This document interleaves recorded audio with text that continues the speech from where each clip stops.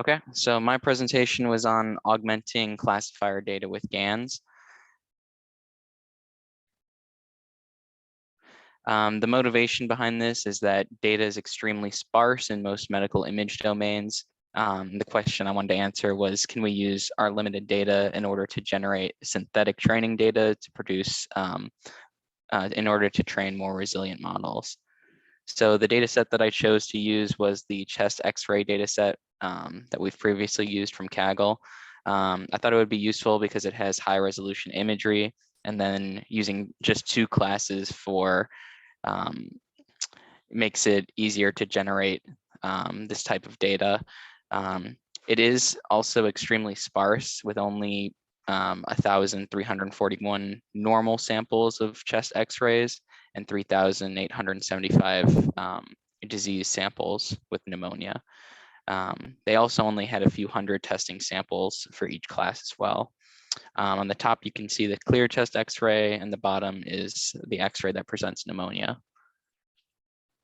The methodology is first to train a conditional generative adversarial network, a CGAN, to generate synthetic data. That CGAN will be conditioned on each class, but we will use the generator from this model. We'll use random noise injected into the generator to basically generate our new samples. And then we'll train a ResNet 18 on the data set without any augmentations, with classical augmentations like flips, rotations, shear, and translations, and then also with the GAN augmentations as well, and track the accuracy of those models. The CGAN architecture consists of two small CNNs, a generator and a discriminator. The discriminator takes in images during real images during, it should take in the generated images once they're produced from the generator and predict whether or not they're real or generated. And the generator takes in a vector of noise and as well as the label information to generate a new image at the desired resolution. So for both of these networks, they're small convolutional neural networks. On the left here, you can see the model for the generator, which upsamples a noise vector of 100 neurons to the desired image resolution, which at first I chose to be 64 by 64. And then the discriminator on the right classifies based on that generated image and assigns a label. So and the assigned label, so it tells you if it's real or fake.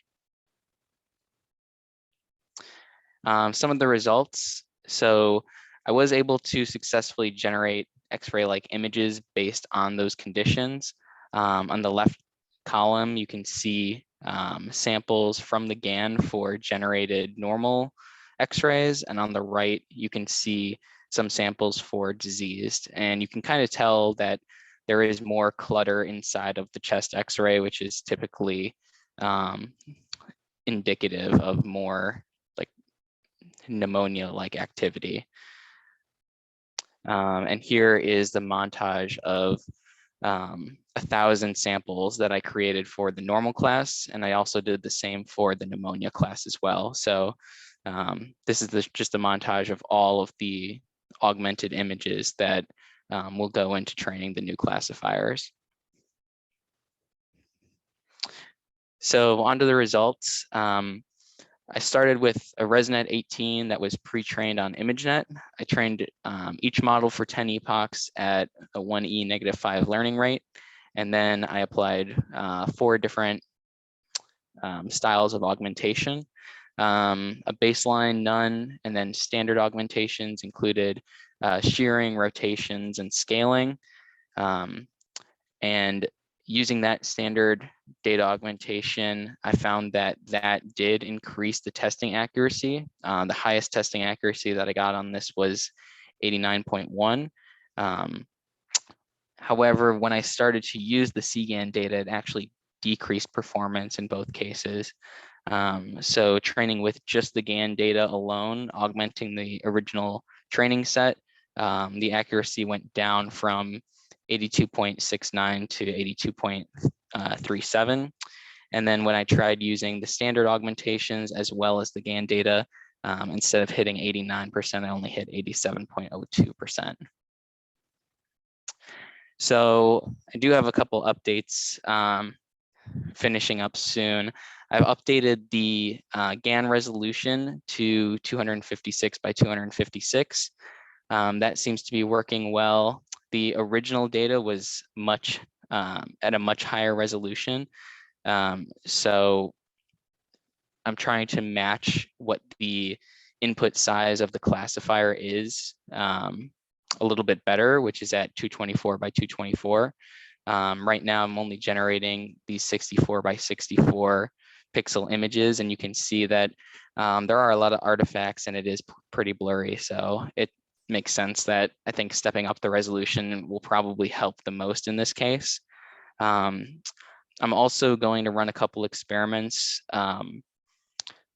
that don't require generating more data, but using less. So when I train the ResNet models, I'll also include experiments where I only use 50% of the training data in order to train the CGAN.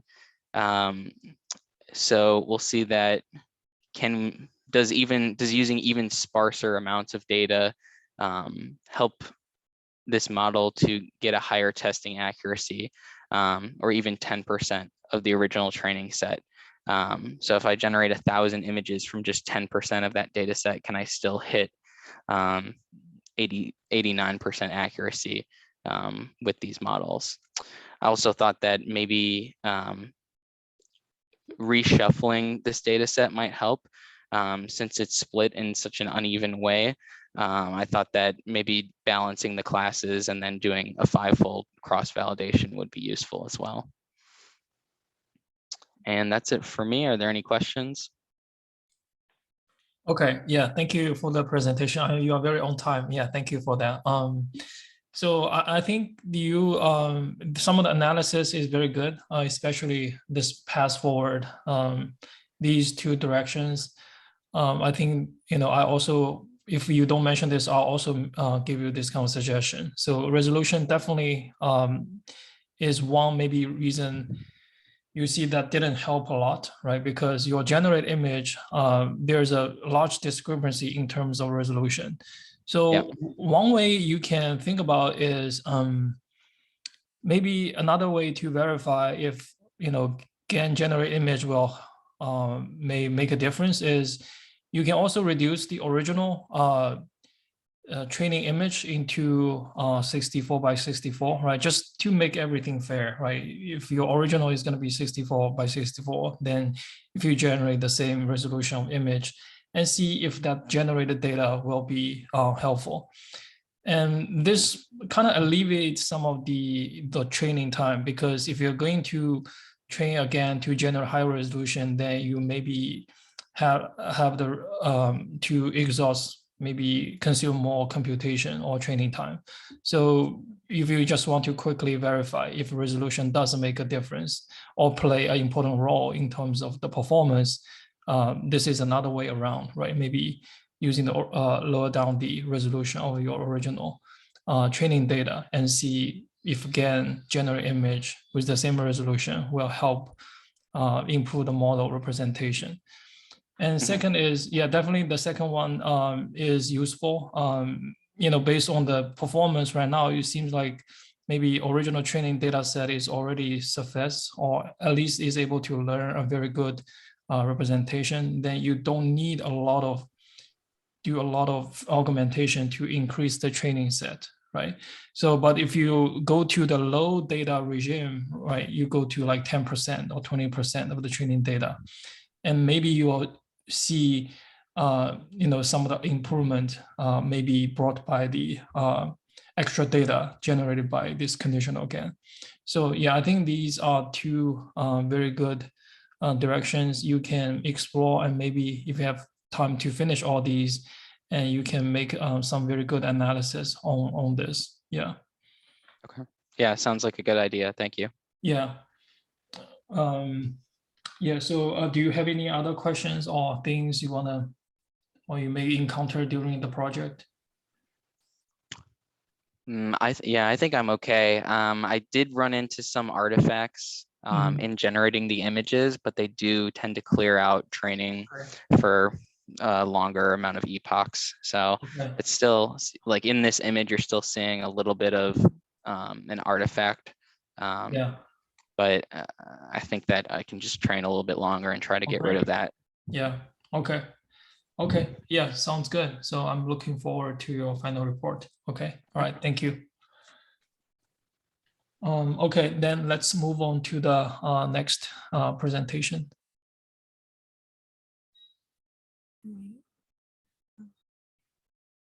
Hello, Hi, my name Crystal. is hello.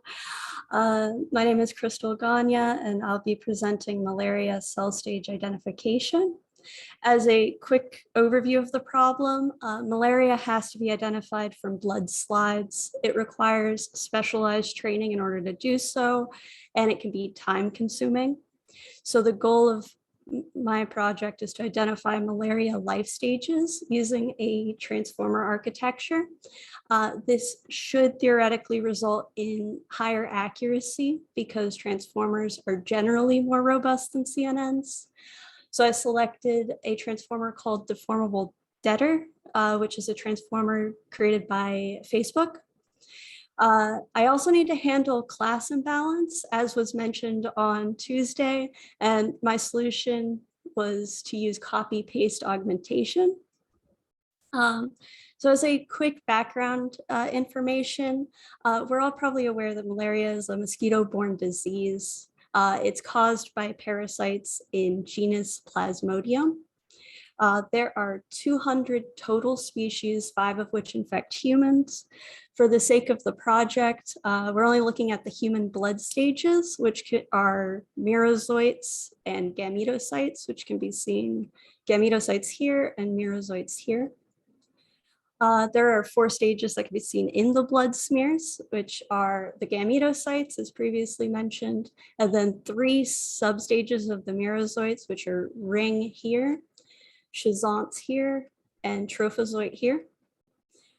So why is it important? It's one of the most deadly diseases, estimated to infect over 241 million and cause over 627,000 deaths per year, and estimated to cause 25% of all deaths in children aged 0 to 5 where it's prevalent. So it's very important that it is rapidly identified to lead to better health outcomes and also slow the spread. So life stage, identifying the life stage can help identify what species is causing the infection. And species can vary in severity. They may need different treatments and monitoring. So the data set I used was the IML malaria data set, which consists of 345 slides of P. vivax, or images of slides of P. vivax, 38,449 total cells. It is extremely imbalanced with only 1.43% of the labels in the infected classes. So as an overview of simple copy and paste, it's an augmentation that randomly pastes segmented objects onto an image, which we can see in the bottom left here. This is from my run on it on the COCO data set. And this can be combined with other augmentations to somewhat provide additional samples for the model. And it has been shown to result in higher IOU and recall scores from the, this is from the author's paper, and this was done on the COCO data set as well. So one problem with copy-paste augmentation is that healthy red blood cells are overrepresented. So the transform has to be modified so that we aren't copying and pasting every single cell, because the copy-paste augmentation is random, we only, for example, would want to paste this trophozoite. And this is an example from my run on the IML malaria dataset. So for the transformer I chose, I have to discuss DETR before I discuss deformable DETR. It uses a CNN backbone. In our case, that would be ResNet 50. It flattens the image features and passes them with positional encodings into the encoder. The decoder takes the learned positional embeddings as object queries, and a shared feed forward network gets the output and gives a prediction. And it performed well with few samples on the COCO dataset. They had only 13 giraffes in their training set, and it was able to predict 27 giraffes with very high accuracy. So deformable DETR is modified from DETR to address a large memory consumption, which was quadratic with respect to the spatial dimension. It was height squared times W squared, which they were able to reduce to height squared plus W squared, which is a significant reduction.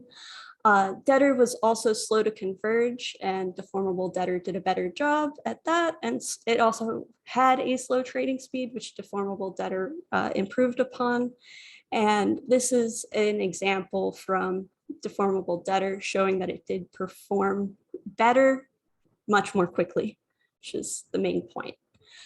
So for my experiments results in the comparison, I have set up a baseline with copy and paste augmentations, and I compared the results to those found in IML malaria.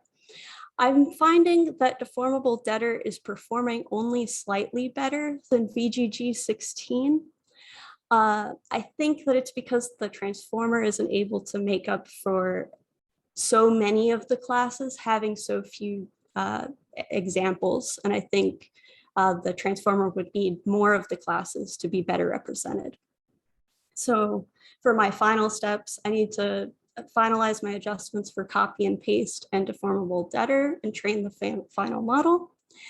And then for future work, as you can see from this in IML malaria, there are data sets available for 4 out of the 5 species of malaria. And I think a future work that would be really interesting is using these life stages to identify what species the sample is from. That is all. Okay, yeah, thank you for the presentation. So if I understand correctly, you're just doing the detection, right? So this is the normal cell, this is the infective cell, right? So it's supposed to be identifying the stage of, like, So not only is it infected, but Yeah. is it also what stage is that cell? I see. Do you then do you do a stage classification as well, or this is like you haven't done so yet? No. Okay, but right now you're just doing, normal and infected cell detection, right? You want to localize the cells and also then do the binary classification. Is that right? So it is only one stage, but it is going through all of the classes. So Yeah, can you go to maybe the overall? I think there's like a large. Which one? This one? No, do you have like overall framework kind of slides? No. So do you using like a large image as input? Then there's contains many of blood cell. So that's your Yes. input image, right? Then it will go through. Let's forget about data augmentation, or you propose these copy paste augmentation. So it will just do the baseline will just have the original large image go through this deformable DETR algorithm to do the cell detection, and also cell localization and the classification, right? Normal or infective cell, right? So that's you do the like a cell detection. right? I think so. Yeah. Again, Yeah, so just like object detection, right? You have to localize, put a bounding box on the object, then classify what that object is, right? It's a cat, dog, giraffe. But here you want to localize the cell, right, in each of the image, individual cells. Then also, for detection, you also put a label, right? But here you consider this binary label. It's a normal blood cell or this is infected blood cell. You do not go further, right? Different stages of the malaria. it does go into different stages, and Oh, I see. you can kind of see it here. It's not very obvious because it's getting covered, but that's a trophozoite, and there Oh, should be okay, I see. a gametocyte right Oh, there. okay. Oh, I see. So you basically do like you have 4 stages plus like the normal, right? Like 5 classes, right? You localize the cell, then you do this kind of 5 class classification. I see. Yes. And for the copy paste, how do you do this? Like you copy each of the cell type and paste on the like a normal region. So on the left side, is that what you do here? So yeah, this is what copy paste augmentation does by default. They just take a certain number of objects from another image and paste it onto the Yeah. onto another image. What I want it to do is I only want it to paste certain classes. Oh, okay. So I only want it to paste this trophozoite, or like if it pulled out this gametocyte, I would only I want see. that gametocyte. That way I'm not making this class imbalance worse. I see. So you also want to address the basically you want to address the class imbalance issue because you want to generate more examples for those like a minority class, right? Exactly. For example, the trophozoite. Okay, I see. But I don't know, like you just randomly paste these cells and somehow block the Yes. normal cell. I don't know if this is a good strategy. I'm, Do you, yeah, so I'm not sure how do you, will that create some difficulties for detecting some of the cells because you kind of have a lot of occlusion here. that's what I'm a little afraid of. And I think if it wasn't pasting these red blood cells, there would only be one additional cell on this entire image. And that wouldn't, even if it's blocking a little bit, I don't think that would be substantial. But as long as it's doing this, it's not going to be useful at all. Okay. And so in your result, let me see how much improvement do you get? Do you have that? So I have not been able to run it with the copy and paste augmentations yet. Okay. If you observe, like say your overall accuracy, like for all the different malaria cell classes, like the overall accuracy, if you see decrease, but if you do see some of the minority class, the score get improved, it somehow shows this strategy works, right? Because we do want to see those kind of low sample class get improved because you specifically paste or generated more sample for those classes, right? So I think that's plus, but if the overall accuracy gets dropped, then maybe the strategy is not perfect, maybe block some of the other cells, maybe make the other classes get decreased or confuse the model somehow. So maybe you can do this kind of analysis on this. And on the right, what is the different backbone you are using? Why you have different backbones? Oh, for this one? Yeah. Oh, I'm sorry. This is from IML malaria. This is what they were. Oh, okay. So this is there. like a comparison. Mm-hmm. Okay. So the F1 score is most similar to VGG 16. Okay. Okay.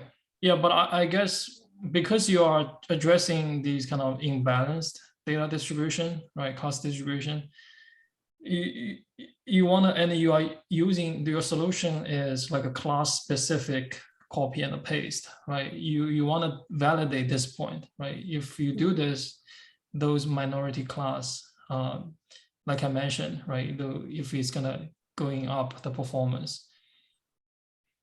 So that's maybe something you can show in the report. Okay. Yes, absolutely.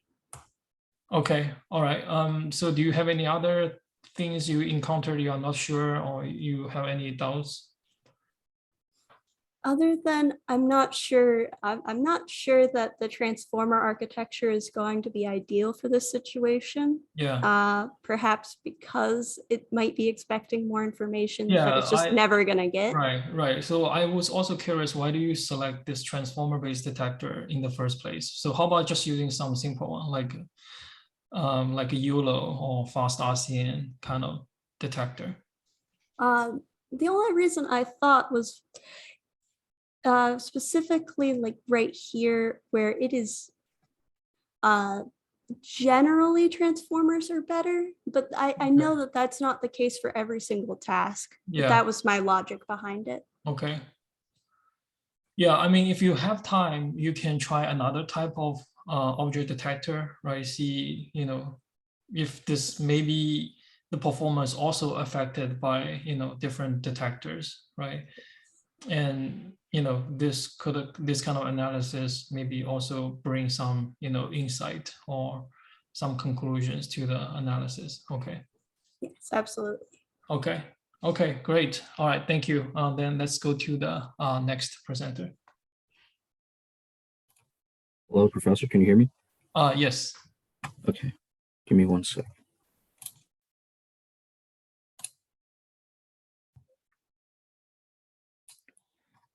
Okay, so you can see my screen, right? Yep. Okay.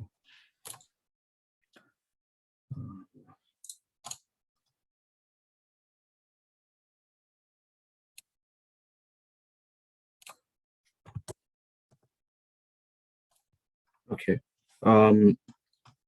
Okay. Hello, everybody. I'm Nikhil Sridhar, and this is my presentation for my project called Comparisons of CNN Architectures Applied to Medical Anomaly Detection. So we can start with the motivation behind this project.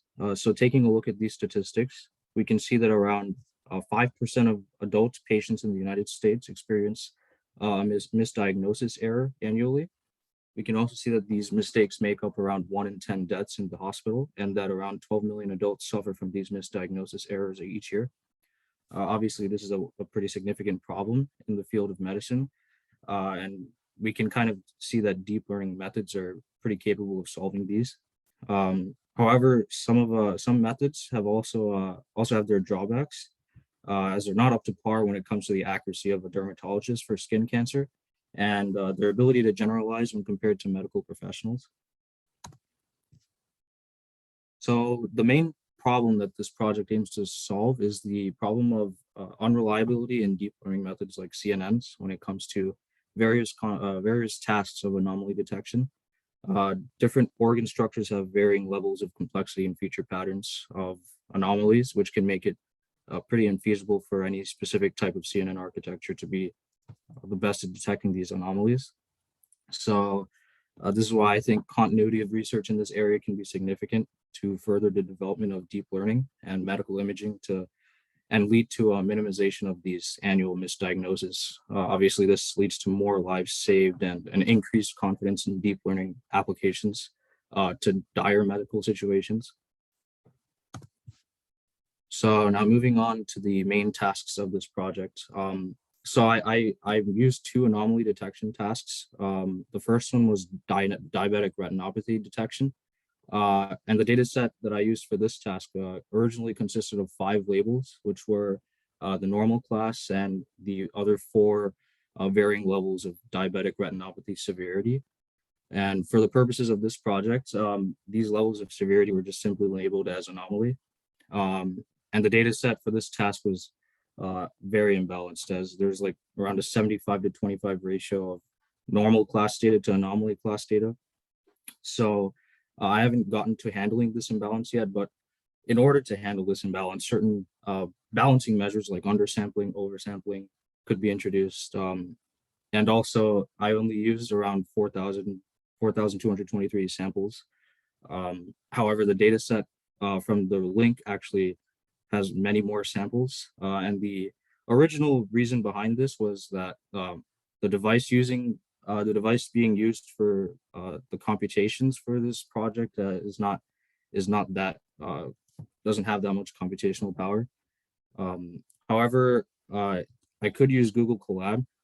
So if I could use more samples, then I could train it on Google Colab. There's GPU offers, they offer pretty good GPU, so I could do that. And I could use also data augmentation if the performance is benefited. Okay, and the data set for task 2 features malignant or benign skin cancer detection.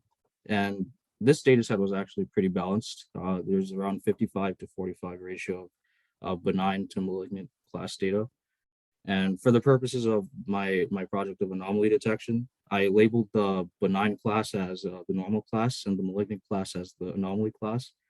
And the size of this data set was pretty small at just like 1,800 samples. However, I could also use the oversampling and undersampling techniques, as well as augmentation here, if the performance is benefited.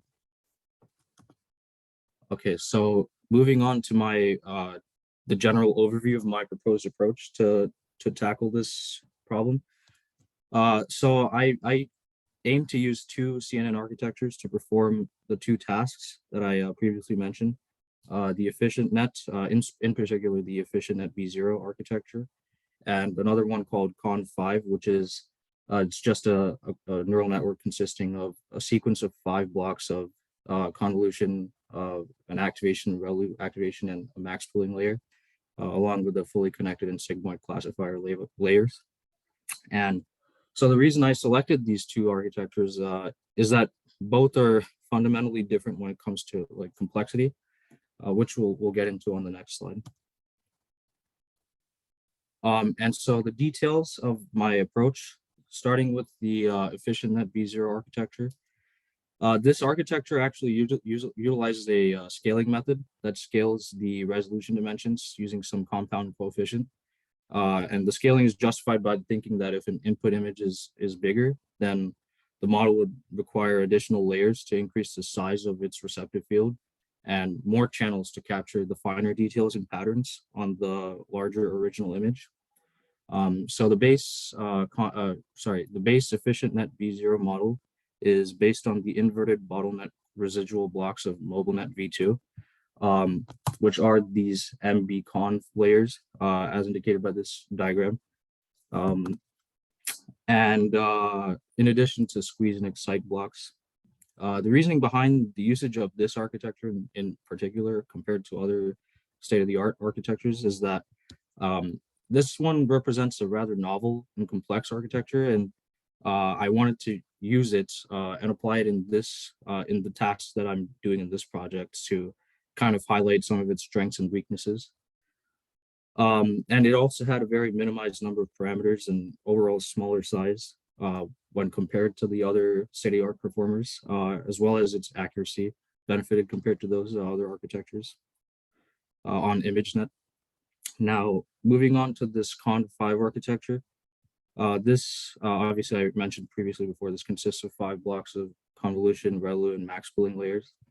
I used a batch normalization layer directly after the convolutional layer to ensure the normalization of the output of the convolutional layer.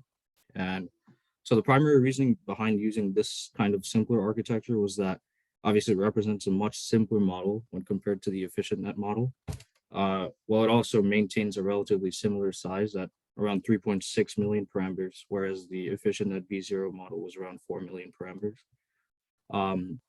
And for the purposes of this project, the evaluation of the performance of these 2 architectures and highlighting the strengths and weaknesses of each was a primary directive. Okay, moving on to the initial results. So far, only one of the tasks has been completed, and the task 2, which is the skin cancer, malignant or benign detection, is currently in the process of training. However, for the first task, I achieved the following results. Obviously, it's overfitting pretty heavily, and it's got consistent mediocre performance on both models on the validation data. So a couple of reasons why this might be happening is some stuff that I've previously discussed regarding imbalances and problems with the data set for the diabetic retinopathy task, and probably even no callback functions like early stopping or a learning rate scheduler or reduction. However, from the initial results, that it looks like the Con5 architecture might have been the better performing model when it comes to the initial training process pertaining to this task. Okay. Okay, so for additional experimentation, like I mentioned in the previous slide, the both models actually still need to be finished training on the skin cancer data set. And the final better performing architecture for each task still needs to be identified, obviously, and there needs to be additional experimentation that could increase performance, like implementing undersampling or oversampling from the diabetic retinopathy task, probably implementing data augmentation, further tuning of the hyperparameters, and probably additions of callback functions. As I mentioned before, like reduction of learning rate or what do you call it, or early stopping. And finally, these are some possible future plans that I thought of that could prove beneficial in this kind of area of deep learning comparisons. Some of these are maybe comparisons of CNN performance in the anomaly detection with respect to adversarial perturbations to data, comparisons of basic or advanced CNN architectures in the same tasks, doing this in segmentation tasks, doing this with medical image reconstruction tasks, or even multi-class classification tasks. Here are some of my references. Okay, so it looks like I might have gone a little bit over time. I apologize, but Yeah. that concludes my presentation of my project. Yeah, thank you, Nikhil.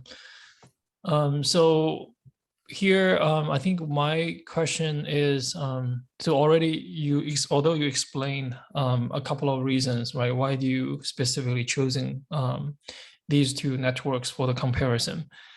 But what do you think, like for the general, audience, right?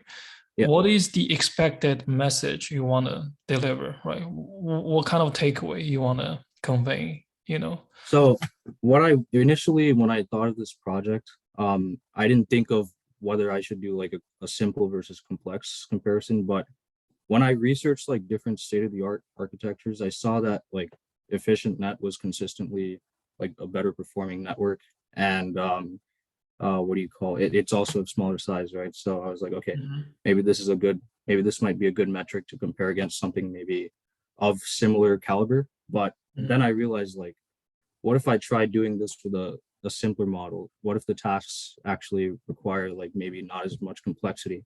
So that's why I kind of thought of using like the other Con5 model. So because obviously that one's a lot more simple. They don't have any scaling coefficients. So I just thought that would be a good metric of comparison. So the main takeaway was I wanted to see like whether complex or simple was probably the better route for both of these tasks. Yeah.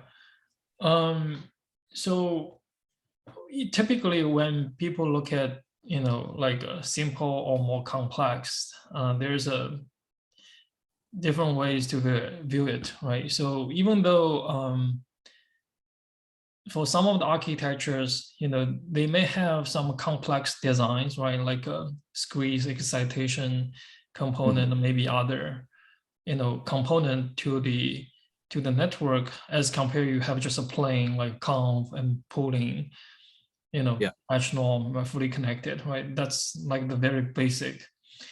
And but I don't think people will care about, if I just want to using like a COM, unless there's a benefit in terms of like hardware implementation, right? If you have like some sort of attention mechanism that is not easy to implement in hardware, then that's going to be a concern, right? But if not, I think people in general will okay with that as long as, because right now you compare like the number of parameters of the network. Another metric is the floating point operations, like I mentioned, right, in the class, right? So those are the like two direct metric to measure the complexity of the network, right? Parameter size, they're gonna be cause some memory issue, right? And computation is also, because of resource limitation, maybe for some of the applications. So these are the two metrics people cared about. But since here your two networks have the same parameter size, I don't know what's the computational cost you haven't indicating in terms of flop counts. If they're also similar, then pretty much people will just prefer whichever one getting the best accuracy, right? People don't care about, okay, I don't want like attention. I just want calm. If there's no specific reason, like I mentioned, hardware implementation. So that's the things you have to think about. So so maybe you can, for your justification or motivation, maybe you can bring some of the things from that perspective, right? Just to make this motivation more clear. So also like in the summarization or analysis part, right? What the takeaway you can touch upon from these aspect. And in terms of sorry, go ahead.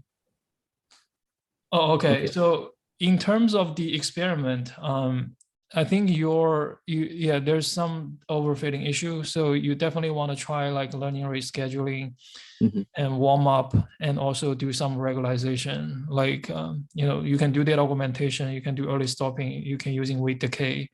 All these things we've talked about in class, right? During the crash course for the deep learning, you can apply this, and you just have to babysit your network training, right? Maybe tune your learning rate, those things, batch size to make it, converge better. So so that's my recommendation. Okay. Yeah, and just before we move on, I was probably like, as I progressed in the like implementation of this project, I kind of realized like maybe the efficient net might be a little bit too complex, because initially I thought it would be a good metric against comparing with the simpler model, but I think it's a bit too complex. I might, if time allows, I might like try to swap it out with a different architecture, like a ResNet 50 or something along the lines. Probably maybe a little bit less better performing, but still maybe relative size in terms of like you mentioned, not just the parameters, but like flops and the other metrics that you use to measure complexity. Yeah, I think if you just want to like give a tutorial like to the audience, right? You do a very thorough comparison. Obviously, I mean, if it's gonna be a very thorough, then you at least have to test out maybe 10 different networks just to give like a comprehensive comparison. But for the time being, maybe you don't have the time to run all of these. But at least, like I mentioned, right, the motivation or rationale behind your work and how do you choose this should be more, make it more convincing or understood. Reasonable. Okay. So okay. All right. So thanks for the presentation again. Then let's move on to the next one. Thank you for your time, Professor. Okay, thank you.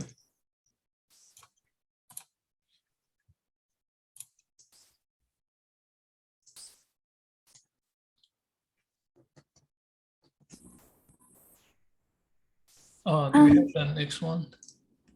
Can you guys see my screen? Stephanie, are you presenting? No, I cannot see anything. Can you see it now? Yeah, I can see it now. Okay. My name is Stephanie Gonzalez, and I'll be presenting a pneumonia, COVID-19, and tuberculosis detection on chest X-ray images.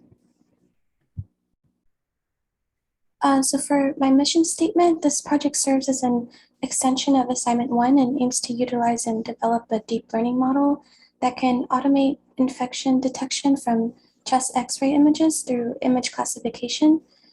This project leverages a pre-trained MobileNet V2 model where the model is trained from scratch and then fine-tuned on the ImageNet dataset to make predictions on the provided datasets I'm using for this project.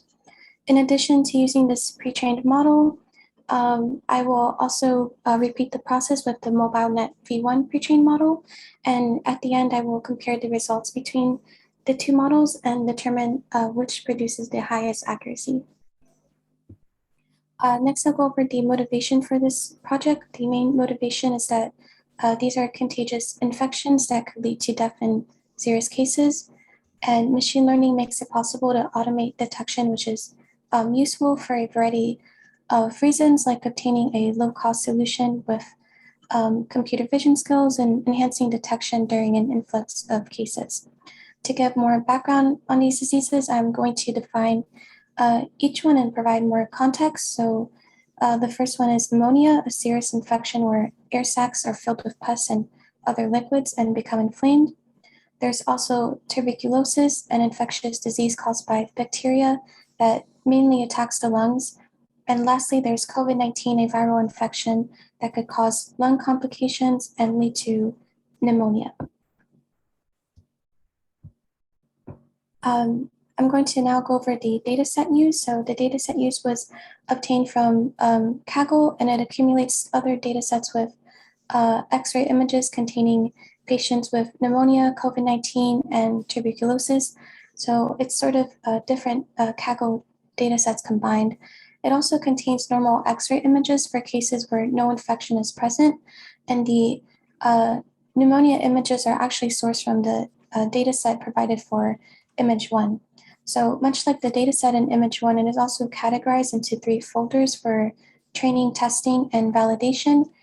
And each folder contains subfolders for each of the 4 types of classes as well. This format was desirable because it's a compatible format for the model, which I'll go into further details in the upcoming slides. So in total, there are 7,135 X-ray images present.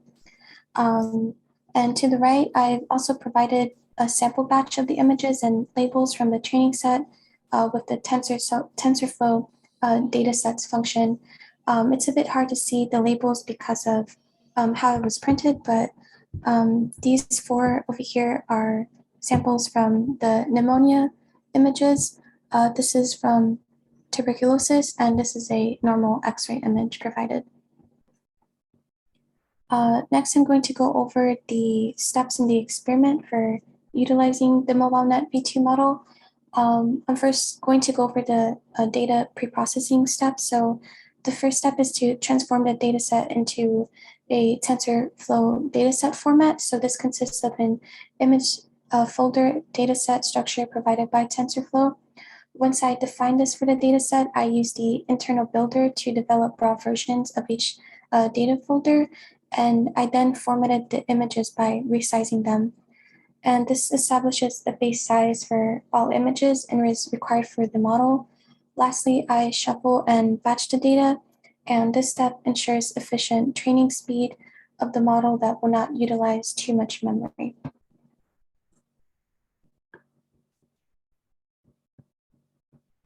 So before I dwell too much on usage of MobileNet V2, I first want to take a moment and provide more context on the model. So this pre-trained model comes from a class of models called MobileNets, and they are developed by Google. There is an earlier version of this known as MobileNet V1, which I also plan to use in my project to make a comparison. And the main difference between MobileNet V1 and MobileNet V2 is the inverted bottleneck blocks and residual connections. So this model contains 2 types of blocks, a residual block and with a start of 1, and another with a start of 2 for downsizing. So 3 convolution layers are contained in each bottleneck residual block, and the residuals make the flow of data easier because it creates a connection between the first and last layers. And we'll also notice here that there is no activation layer after the batch normalization layer in the project layer because it's compressing data to a lower dimension, so it could lose useful information here. So we can also see the representation of the model here as well in the model architecture. So we can see here the input channels and the different output channels that are given. And this is the layers provided. It has the activation function defined here. And then this is kind of a better diagram of showing each layer and what it contains as well.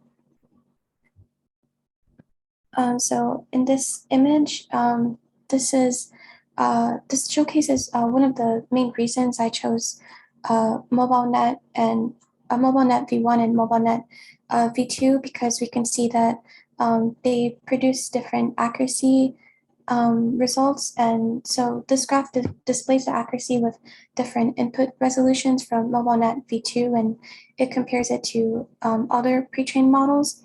And so it's also comparing it by the width multipliers used, which is defined here. So we can see that based on the different input resolutions with MobileNet v2, regardless of them, it always performs better than MobileNet v1 and other pre-trained models. So this is what I'm hoping to showcase at the end, that it will produce higher accuracy results when compared to MobileNet v1.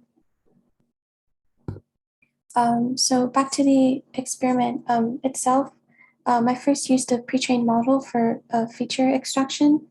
So I'm going to go over the steps that I did here. So I first created the base model from the pre-trained MobileNet v2 model, and I pre-trained this on ImageNet, and this was done to enhance the image classification. It's also important to know that the bottleneck layer is used for feature extraction, and I also discarded the last classification layer because it's not useful. So the model, or it was loaded with the desired layer, and the weights were trained on ImageNet. For the next step, I freeze the convolutional base of the model, and this prevents the weights from being updated while training the model. I then added a global average pooling and dense layer to the model, and this converts the features to a single prediction per image. I also compiled the model with a binary cross entropy loss, and then I finally trained the model. Sorry, it's my laptop. It's kind of hard to scroll. Next, there was fine tuning, and so this step was done to enhance performance by fine tuning the weights to be tuned from generic feature maps to features that were specifically associated with our data set. So to conduct fine tuning, I undid the freezing of the convolutional base, and I set the bottom layers to be untrainable. And then I recompiled the model and I trained it again. And so this step really helped to improve the accuracy of the model, and it increased it by a couple of percentage points.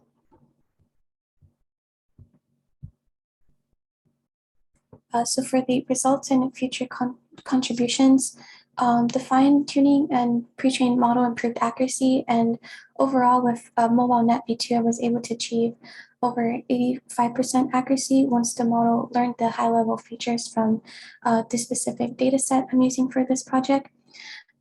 So what I have left to do is to utilize the same data set and pre-processing steps for the pre-trained MobileNet v1 model and make those comparisons. So the accuracy results from MobileNet v1 will be updated in this slide when completed, and I'm going to further analyze each of the results in my report. And if time permits, I would also be interested in comparing a third pre-trained model with both of the mobile nets, and it'd also be interesting to see which one will produce higher accuracy when compared to mobile nets. I'm not sure which one I'll use, so that's something I have left to do, but again, this is only if time permits. That's it for my presentation. Are there any questions? Okay, great. Yeah, thank you for the presentation.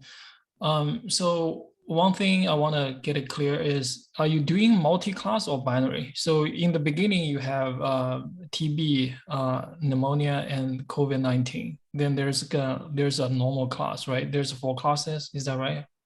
You put them Yeah. together, or you do like each case separately? It'll be done together, so it will be a multi-classification. They're all in one data set, I and they're see. So you basically combine like a different data set into like a one, like a composite one, right? yeah. I didn't do that. I just found it on Kaggle like that. And I Oh, they thought already did that? Like they have COVID, pneumonia, TB, and normal case? yeah, they got those images from other Okay, data sets and they combined it into one. okay. And why in your loss you have binary cross entropy? Oh, that might have been a typo.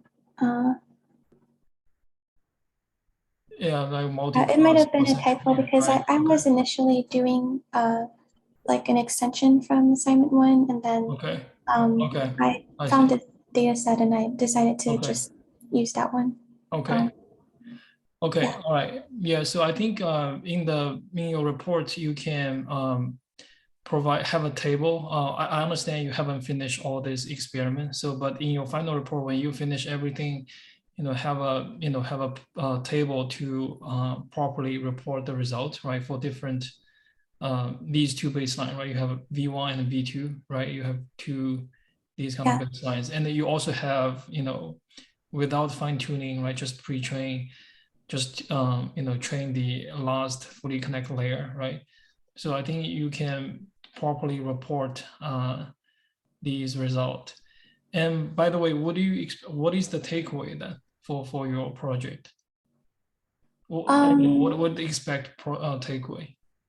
I expect the MobileNet V2 to produce the highest accuracy result because I've just noticed from research that it's very likely. But if I do have time, it would be interesting to see how MobileNet V2 will compare to other pre-trained models. But in terms of just comparing it to MobileNet V1, I do expect it to be more accurate. So I'm just showcasing that it could produce higher accuracy, and that's due to the residual blocks that are able to achieve that. Okay. Yeah, I think this is expected, right? Because for the general image classification, V2 is already demonstrate is gonna be better. Yeah. Always, version 2 is gonna be better than version 1, right? Otherwise, why call it version 2? But I think if you but I guess you can verify that in this medical image classification. So I think for the report, you can provide, maybe do a very thorough comparison, right? Maybe you can also showcase like the training, how much time, for V2 to converge, right? You can show those loss curves, do the comparison for the in term of the training, and also, in addition to the test accuracy, right? Maybe you can also do some comparison in terms of the model size, although it's already out there, V1 and V2, what's the parameter size and then compute. And also maybe showcase, just like what you guys did in assignment 1, right? Showcase some of the examples, right? For these 2 baselines, right? Maybe using some visualization technique to do more analysis. So that will kind of enrich your report. Okay, so that's my recommendations for you. Okay. Okay. Okay, great. All right. Thank you for the presentation. Then let's move on to the next one.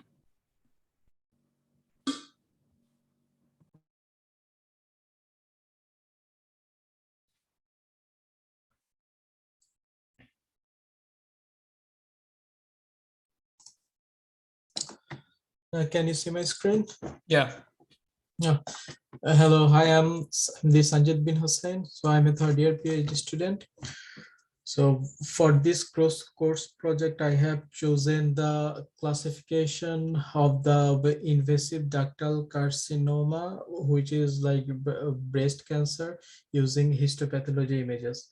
So for my projects, what my main goal is to increase the accuracy of the prediction. So that's why I have just used a simple ensemble technique to increase the accuracy using multiple models.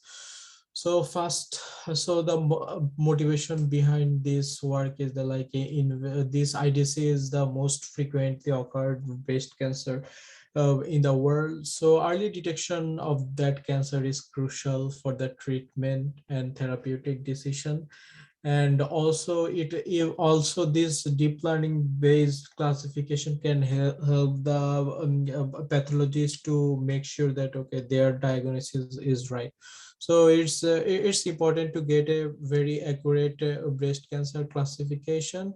So there's the primary motivation for that work. And for to implement the idea, I have used a dataset from the Kaggle, and these dataset contain almost 80,000 IDC positive level 1 images, which means it has the cancer, and without the cancer there is like 200k. So there is some imbalance in the dataset. So it makes sense because it's very easy to collect the non-cancer dataset than cancer dataset.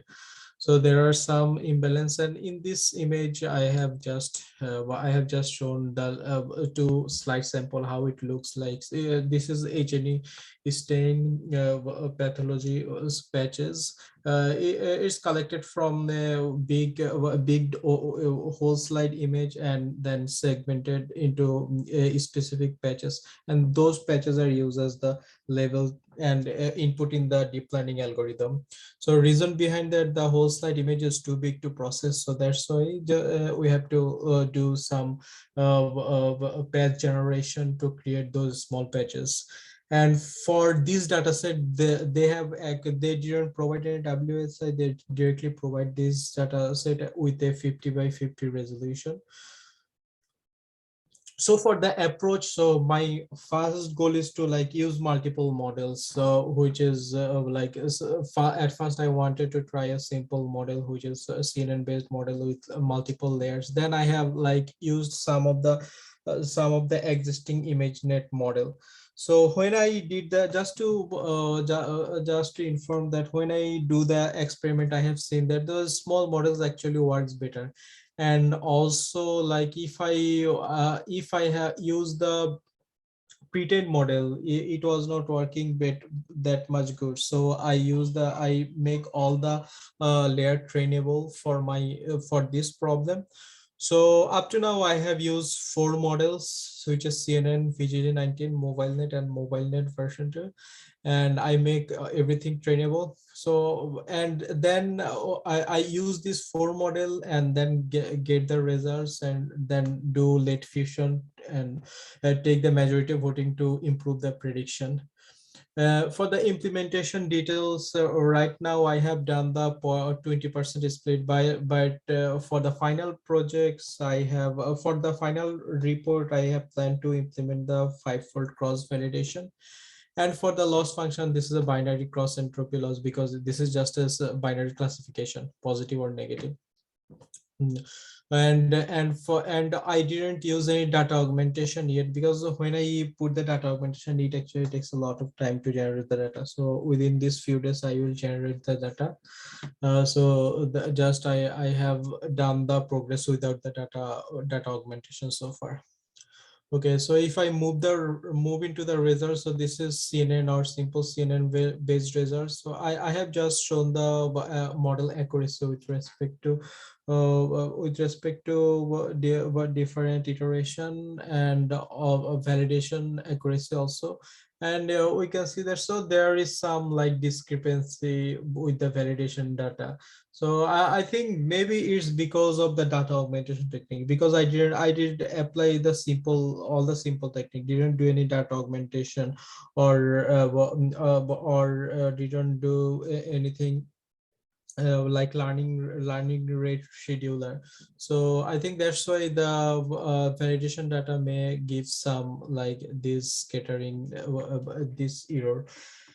So there's the there's the accuracy plot, and for here I have done the confusion matrix. So as you can see, for we have like more of the 0 level and less 1 level, so less cancer level. But we can see that most of the time,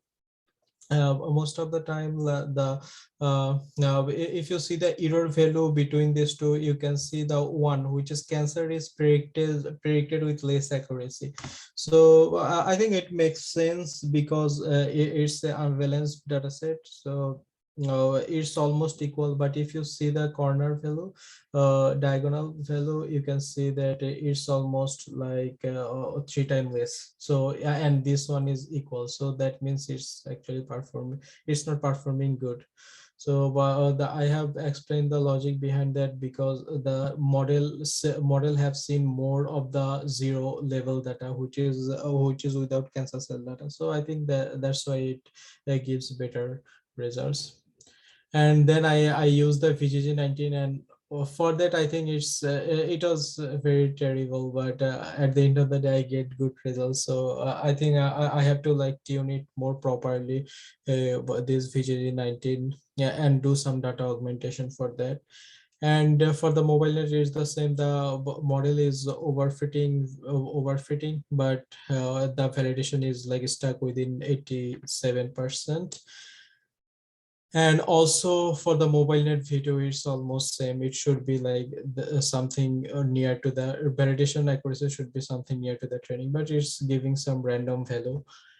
And if you see the confusion matrix, so if you see the confusion matrix for all the 4 model, you can see the result is like there are like big difference between results. So some are classifying with a good accuracy, so if you see that VGG19 is doing good in here, actually predicting 0 level. And sometimes for the mobile net, you can see for this one, actually for one it's not working good. So the main concept is if you see those confusion metrics from 4 model, you can see the performance is different. So that's why there are like ensemble method is proposed in the deep learning literature, because ensemble method is like combining multiple models to get a better model. So from the 4 confusion metrics, you can see the result is different for each other. But if we can like get the advantage of the 4 model and make a better, we can make the better performing model. So that's why I have done the majority voting ensemble, which is a simple one, because within the 4 model will predict 4 levels. So I have to choose the which one is the majority. So based on the majority, you can see that this one has decreased a lot. This this one is like is still large, which is almost 5,000. But we don't understand much from the confusion matrix, so I have made a table for that. So for the result comparison, I have shown the accuracy, precision, recall, and F1 score. And if you see my 4 baseline models, CNN, VGG19, MobileNet, and MobileNet V2, you see those accuracies like 87, 84, 83. But when I have applied the ensemble learning with majority vote, you can see that the accuracy has increases more than 90%. Precision is 92.90%. For the recall, it's not working best, but it still is good. And also for the F1 score, it's slightly working better than other model. So from this result comparison, we can understand that ensemble learning can be a good tool to increase the accuracy without providing much more complexity. So for my future work, and especially for the report generation, I will apply the data augmentation technique. And also you can see that I have like imbalanced data. I have planned to do a simple data sampling technique which is undersampling. So I will get rid of the extra class 0 level and make both the samples same. So that is my another work. And I have to implement the whole idea in the 5-fold cross validation, because we're just seeing the 20% the results may not give proper idea about the method. So I will do the 5-fold cross validation.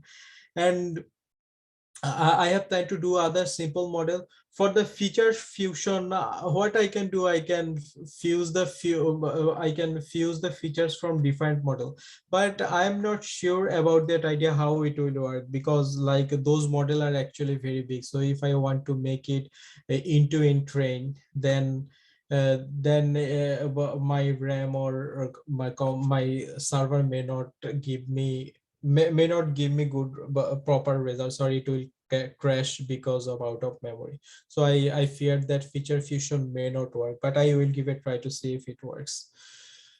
So thank you. Do you have any questions? Okay, yeah, Sazia, thanks for the presentation. So I have a couple of general comments. First, I think there's a typo in your title. The breast image, right? So not beast. Oh, sorry about Yeah, that. so you can correct that. Okay. The second is, it seemed like, yeah, I think this may be a common issue, since you maybe some of you guys are not done a lot of extensive, deep learning training. Training is always an issue, right? You go with some of the overfitting, or is not the curve is not very pretty, right? Fluctuating a lot. It's pretty bad, especially for this one. So I think you always have to carefully tune the parameters. So I mentioned in the class, there's a reference paper I mentioned called Bag of Tricks, training CNNs for image classification, right? So they specify, right, how what is the common or the good practice for you to training CNN for image classification. So like a bag of tricks or good practices.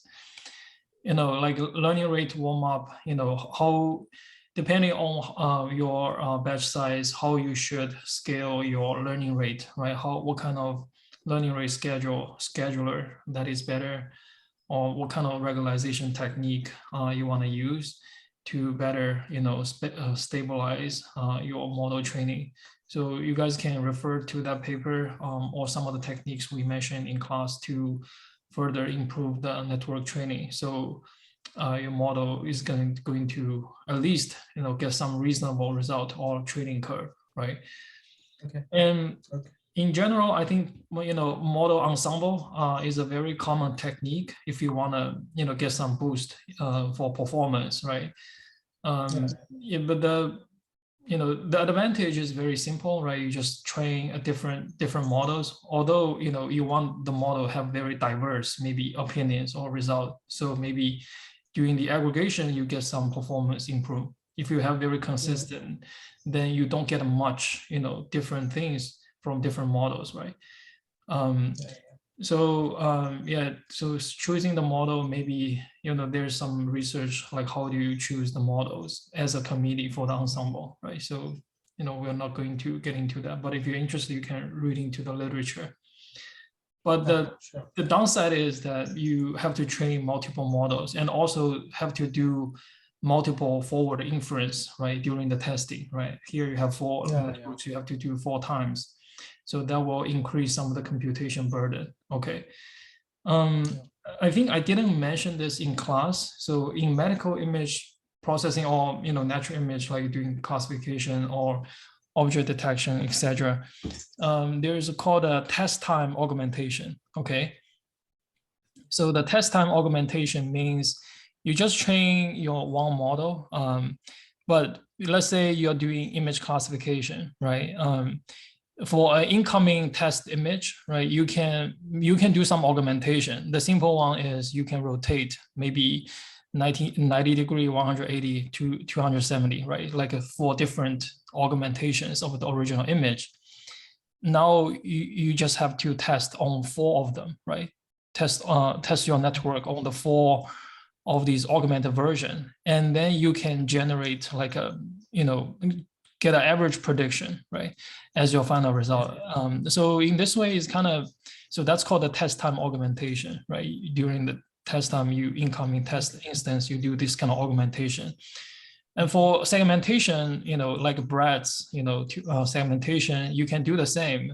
You can do augmentation. You can also do cropping, right? You have a maybe 256 by 256, then you can have a crop, right? Whatever, do some overlapping crop, maybe like a 200 by 200 sliding window, right? That region, you sliding window, then you generate a lot of crops. Then, if you don't care about inference time, right, you can do this many augmentations, then generate like a consensus, or like you can use in majority voting as well, right, to get the final result. So that's usually give you some of the performance boost for this kind of test time augmentation. Okay. And I thought other is, this is general. I get from the presentation today, these 5 presentation. I think, one is the training technique. You guys still have to play around a little bit more on training the network. The second is the data imbalance issue seems very common in medical image processing, right? So for several projects I hear today, you all kind of encounter this kind of data imbalance issue. So, there's a couple of techniques we already have, more or less encountered, right? One is you can do this kind of oversampling or undersampling, depending on what classes. You can do this kind of sampling strategy. And second is you can do data augmentation, right? You can do, this is like a data level process. And the second is, I think the last lecture, there's using the focal loss, right? So this kind of weighted loss, right? Depending on the ratio or probability of that class, you want to weight the loss for that particular class, so that maybe the network is going to pay more attention to those classes with less samples, right? Those samples, if you make a mistake, you're gonna penalize more, right? So you don't make much of the mistake on that, minority class. So that's another common techniques you guys can follow to kind of battle this kind of data imbalance issue. Okay. Okay, so I think that's some of the general comments I have. Do you have any other questions or you encounter? Professor? Yeah. So I just had a general question about like you mentioned just now the focal loss. I think Joe from the last lecture mentioned that it's beneficial for especially in cases where there's imbalanced data. Am I correct? Yes. So would implementing that, like if I were to implement that instead of, like, for example, like binary cross entropy, but like if it gives a performance boost or not, should I still report both the binary and the focal loss in like the results table? Or yeah, I mean, in the report you can report whatever result you like whatever you is want, the right? best. So experiment you have done, right? So I think last time my recommendation for Joe is, since he's specifically proposing the solution of using focal loss, then it's better you to showcase, right, without and with focal loss, how much of the difference. Then you can validate if focal loss does, kind of somehow address or alleviate the data imbalance issue. So if you have the same, tackle the same issue here, then you can report these kind of result comparison, right, to make a point. Yeah. Okay, I think I'll do that. And I just had one more like general question. So for the final project report, you know how the milestone was kind of a extension of the proposal in a way? Yeah. You just kind of use your proposal and then put the results and the analysis. Should it also be like in the same way an extension? The final report should be an extension of the milestone, or do we have to make like a report that's similar to like some of the paper reviews that we. Yeah, so I would expect you something like a paper, the papers you guys reviewed, right? So like the abstract, some introduction, related Mhm. work, right? As I mentioned, in the related work, all the methodology part, you have to, refer, like if you leverage upon some existing work or code, you have to identify that and also point out what is the new things you have implemented. So I think Okay. that's yeah, I was trying to enforce you guys to write like a technical paper so you get some experience, right? Since you guys Right, I already understand. reviewed a lot of papers, we discuss a lot of papers. So this is the time for you to practice, right? Take what you learn for reviewing this paper and put that into, practice, when you are writing your own paper, right? Okay. And also like for references in the final report, because I know for this project, I kind of referenced assignment 1 and like looked back at how I did that to kind of do that, like kind of inspired to do that in this final project. So would I have to reference like my own assignment? That's fine if you want to. Yeah. Okay. All right. Yeah. That's all I have. Thank you very Okay. much, Professor. No problem. Okay. Any other questions? Okay. If not, we're gonna end here. I think next week we don't have class on Tuesday, if I remember correctly, because that's the like a reading day or study day. There's no class on that day, so we'll resume. I think the last 5 project presentation on next Thursday. Okay. Okay, great. All right. Thank you guys. Have a nice weekend. All right. Bye.